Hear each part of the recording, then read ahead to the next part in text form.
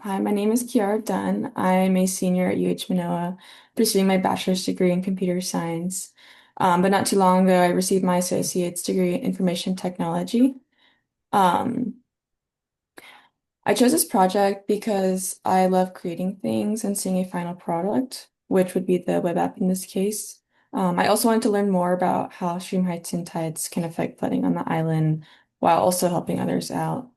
Um, right now, Oahu has no flooding app, and we were inspired by other applications on our neighboring islands, such as the Honolulu app in Kauai, as Anne mentioned. So a little bit on the background. There is a persistent threat of flooding throughout Hawaii, specifically the Waikane and Waihole areas of Windward Oahu. Sorry, I With think you're still on your first slide, so oh, we can see. oh, so it's paused. Do you have a monitor hooked up? You might be sharing one screen and not the other because we can see Oh, the. okay, one moment. Sorry. Um,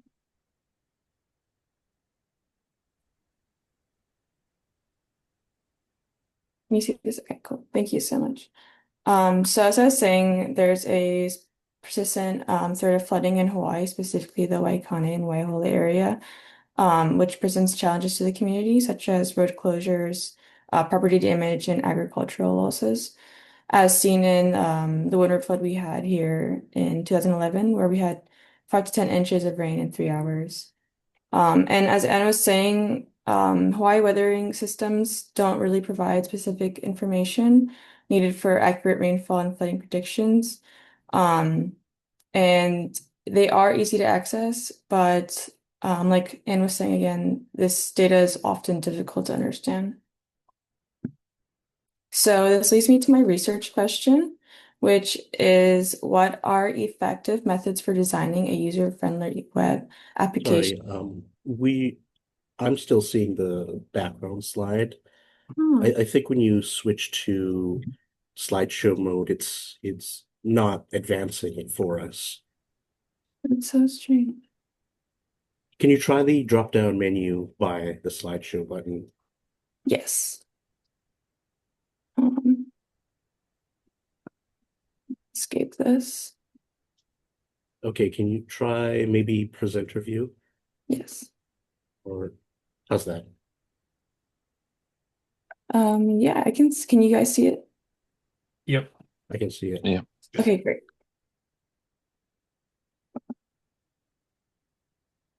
So, data we used was accessed using Python scripts developed by Brian, which pulls and processes the readings via the publicly available USGS API endpoints. This process data is then passed to the web apps where we visualize there. And then title predictions for this project are obtained by NOAA's Mokule Bui, aka Coconut Island, which is located in Kaneohe Bay. And then to accurately represent tides at Waikane, the app adjusts buoy data using time and height offsets and models the tidal cycle with sinusoidal curve to generate a detailed 5-minute interval time series.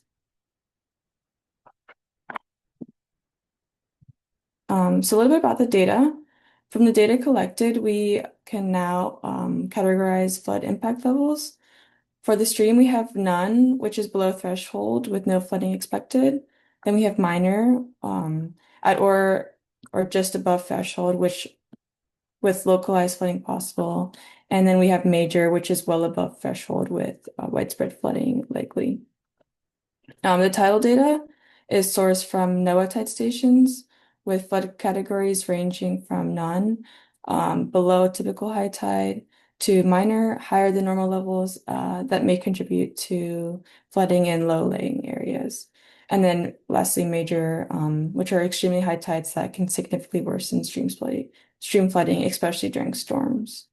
So my role was to develop the flood monitoring web app I hosted the data, Python scripts, and web development code on GitHub to keep everything organized and to support collaboration.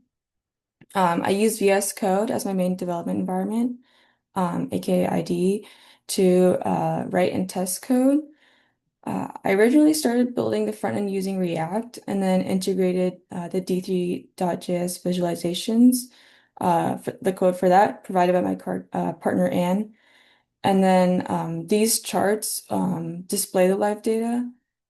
And I ran into some challenges when trying to handle real-time data and connect the front end with the back end efficiently.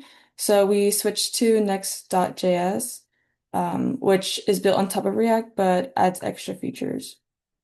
And then Next.js also makes it easier to combine data when processing and adding visualizations on the same platform. And then just a couple of screenshots of my code, well, me and Anne's code.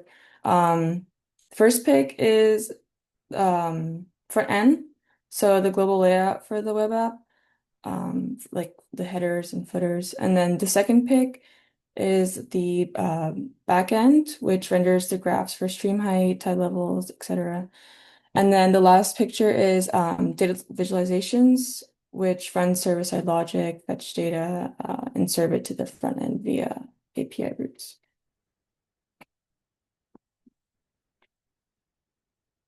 And then for the backend and deployment, the backend APIs for data fetching and processing are hosted alongside the front end using Vercel. Deployment challenges, we had some with hosting on Vercel for the backend. So testing and development are currently done on localhost, as Anne said, and this is something we can access through our terminal.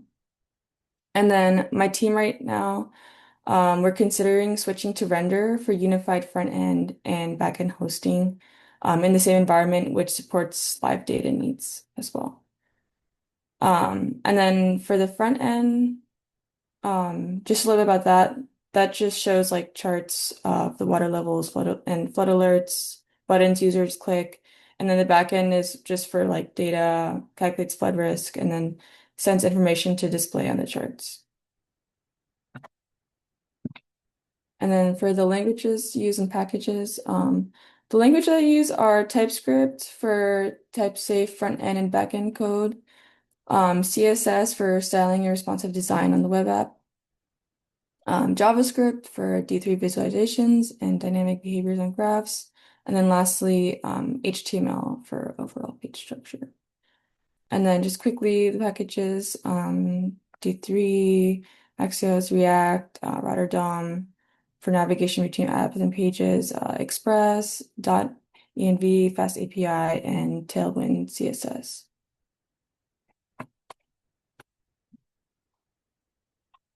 For the visuals in the app, so these are, you saw these in Anne's presentation, but the app's visuals focus on three main tools that support our findings about flooding in the Waikane and Waihole area: a line graph, a gauge chart, and a map. The line graph shows stream height changes over the past 2 days, which shows when water levels will fall or rise. And then this means that minor floods happen more often than we expect. This is just something that we found because they're often near an 8-foot warning level. And then the gauge chart makes it easier to understand by showing current stream height on a color-coded dial. And then green means normal, yellow means caution, and red means danger. So this is easy for users just to quickly see where the flood risk is at. And then finally, I just added a map just to show where the Waihole and Waikane streams are located in Windward Oahu, just to help people understand where they are. And then my goals, my goal is to just make the app more useful. I do want to add extra flood information and resources, including links to FEMA, sea level rise viewers, wave run up, and erosion information. I added a weather forecast, but I think I also want to add a surf forecast because I think that'd be nice along with it. Um, for roadway closure updates and warnings, I want to finish re creating the React app to send users phone alerts.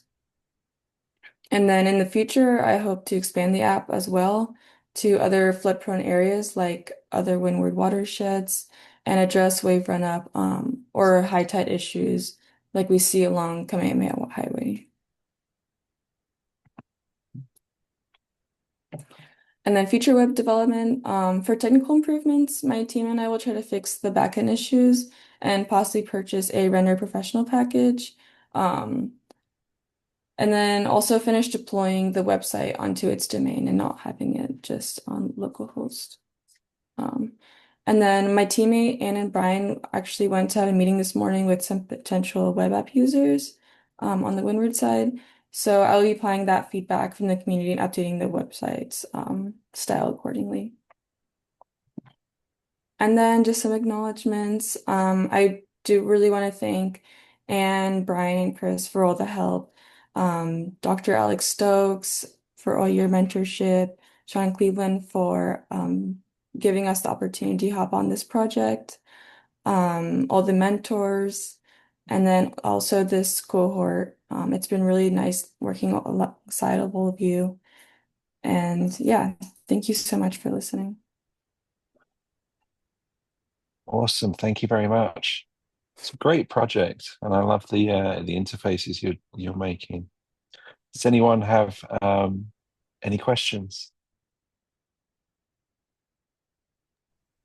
Did you guys try to Questions? host your app on the Jetstream 2 VM as a server since that's one of the things that you can do with it instead of the same way you can run it at localhost on your local machine, you can deploy it on the Jetstream 2 machine and get to it. Anyone can access it on the web, and you would just update the domain name to point to it if you're using a URL like domain name like Yeah. a flood app or something .org or So we something. were definitely thinking about it, but my only concern with it was that I think it was mentioned that the data or code only sits there for a certain amount of period of time. So I wanted to make sure that we have something that can be long term for these people to use. But maybe I'm misunderstanding the use of Jetstream as I'm not very familiar with it. Yeah, just for you and for other folks, yeah, it's a continuous running server, and so basically, I think Chris and Brian would just re-up the allocation through the National Science Foundation each year, and then it would continue to run. So, Okay, great. I can definitely talk to them about it and then see what the next steps are for that.